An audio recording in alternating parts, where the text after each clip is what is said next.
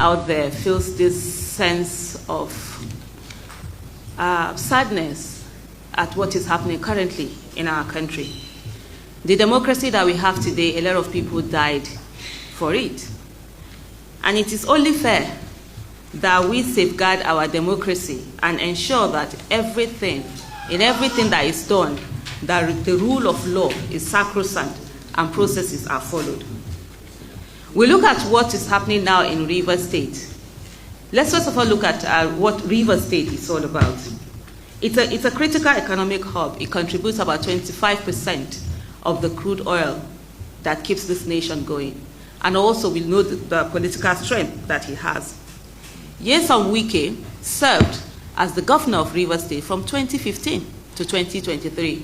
And I'm sure Nigerians are very much familiar with the way he governed his state. And nobody could say anything about what he was doing and how he did it. And he was one of those who stated categorically that godfatherism does not have a place in the Nigerian politics. And then he groomed someone to take over from him.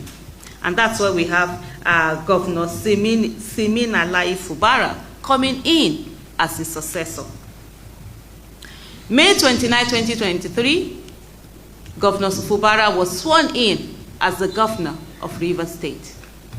And initially, everything was going rosy amongst them. Then later, we started hearing of the rift that is going on. As usual, Nigerians will say, okay, and now them, Godfather, Godson, and all of that. But one of the things that we have to understand is that precedents are set with certain things. And there are issues that you might feel that it's none of your business, but it's actually your business, because at the end of the day, when these precedents are set, they can be used on a larger scale that affects everyone. By late 2023, we saw the defection that happened in the assembly, where there was a split, and some assembly members defected. They defected, and you now had a pro-Wike and a pro-Fubara. In a democracy, where they're supposed to be working for the people, giving them good governance, accountability, and transparency, that should worry every one of us. We talk about Nigeria, where it's going to. And we have to understand that if we do not fix politics, if we say it's none of our business, then the things that are happening in Nigeria today will continue to happen. Where some few citizens who are supposedly elected into office to serve the people begin to serve only their self-interest. And as we came down to early 2025, we saw the impeachment threats that were going on. And also, remarks from elders who should know better, siding. A lot of people we've seen in the news where people have spoken about the fact that there is a rift between Fubara and Wike, and that Mr. Bola Ahmed Tinubu had gone on to call them together and make them to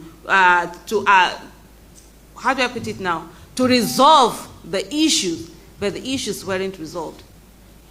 But one of the things, and for those of them who are supporting the state of emergency that has been put on, and the fact that a duly elected governor was taken away, and saying that, he had to come in to do something. If you say there are two parties in a crisis, and they haven't stopped, why is it that one is the one that is being punished?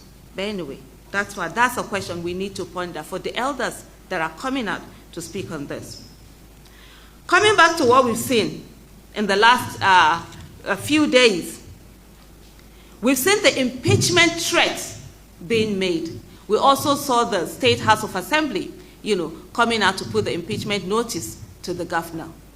And then the next thing, there were pipeline vandalization that had happened.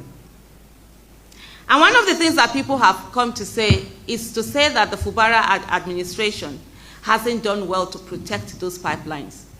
And I think we need to go back to our constitution and find out, when it comes to the protection of lives and properties, on whom is it invested? Is it a governor? Or is it the commander-in-chief? And who should take responsibility for protecting not only lives, but also properties of our nation? March 18, 2025, you saw the declaration that came in of a state of emergency in Rivers State.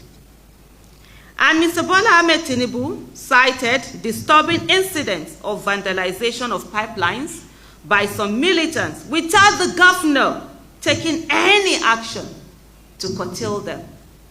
The governor, what action is he supposed to take to curtail them? The commander-in-chief, whoever sits as and acts as the commander-in-chief, is the one that is supposed to ensure that lives and properties are protected.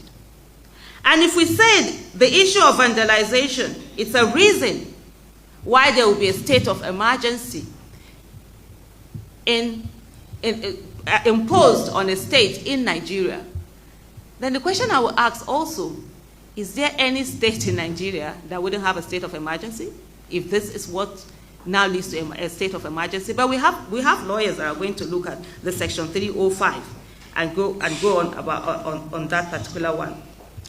But beyond that is the strange occurrence in a democracy where a duly elected governor is dismissed, stripped of his powers, given to him by the people of his state. And you have a sole administrator being imposed on the state. In a democracy, remember, the democracy that a lot of people fought for and some died for us to have. That is not a democracy.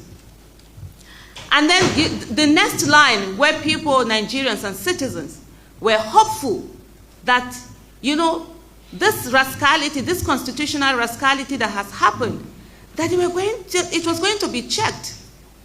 It's where we have the legislative arm of government. The National Assembly was supposed to be that other resort of the citizens. They're supposed to be the protectors of our democracy. But unfortunately, March 20, 2025, it didn't prove to be so. The National Assembly, that is supposed to be the mouthpiece and the voices of the people, decided that it was not going to be that. The Senate, 109 members of them, or should we say 108, since they decided that they were going to suspend someone whom they did not elect. And House of Representatives, 360 members, convened. But the question is, did they actually convene? Was there a head count? Do we know whether the numbers that were said to be were actually the numbers that were said to be there? Because we needed a two-thirds for this to even be approved.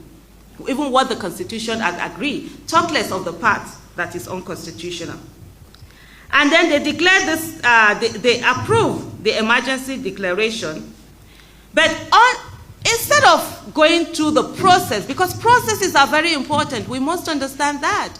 Processes are very important that every time the process has to be followed, the rule of law has to be followed.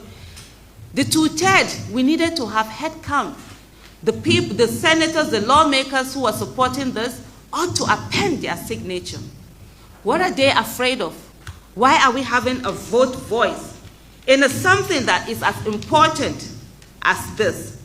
First of all, we had the House of Representatives using a voice vote, bypassing the constitutionally mandated recorded counts to verify the two-thirds threshold. And then, of course, you've had the Senate doing the same thing. Ladies and gentlemen, fellow citizens, we must understand that under a democracy, the Constitution is sacrosanct, and the Constitution must be followed the way it is. Thank you. Just to also add for the gentleman who asked the question, there's something called Stockholm Syndrome. We've seen situations whereby people are kidnapped and they come out to actually support their kidnappers. It doesn't mean that that makes kidnapping right. And so what we're talking about here is about the Constitution. It's not about our likes or dislikes or any individual. This is the nation, and every country is guided by its constitution. If we begin to allow the constitution to be misused and not to be followed, then we are opening room for anarchy to happen. Having said that, also is to also say to the gentleman that asked the question, when Mr. Bola Ahmed Tinubu was calling for a mediation, he didn't ask whether there was a judgment out there. He called two people, right, which was Governor Fubara and also his minister, Wike, to the conversation. And so if there's anything that there was no resolution, you can't just punish one person. And this is someone that he has the constitutional right for the office that he's currently, occupying, even if to me, he's not actually supposed to occupy the office. That's a story for another day, to be able to sack the minister of or any minister that he appointed without asking anybody. And then you go ahead to do what you do not have the constitutional right to do. That is a major problem, and that's what we're talking about. Thank you.